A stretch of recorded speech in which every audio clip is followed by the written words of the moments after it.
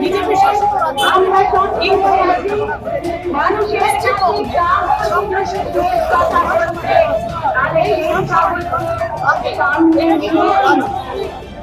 আমাদের যদি আবার দেশের ভোটাররা যদি নাগরিকত্বের দান দেওয়ার জন্য এই আক্রমণ চলেই আছে।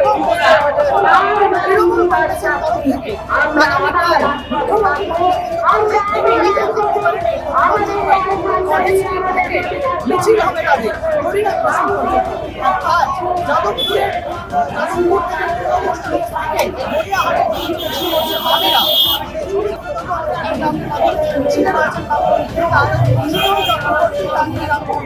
আরো অন্যান্য কর্মীরা রয়েছে।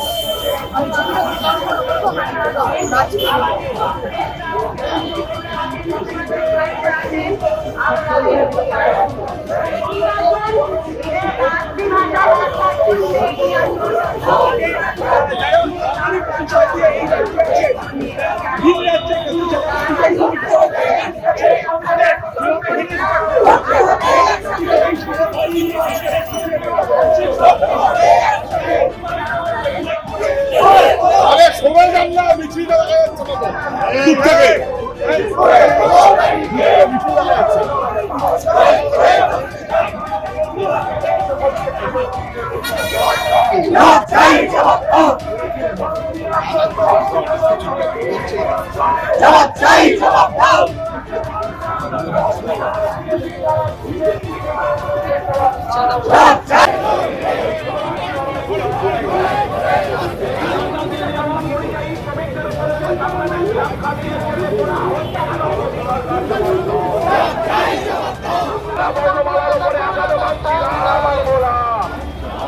এই বাংলাবাসী হলেই তাকে বিদেশি আখ্যানে অত্যাচার করা হচ্ছে কেন মোদী সরকার?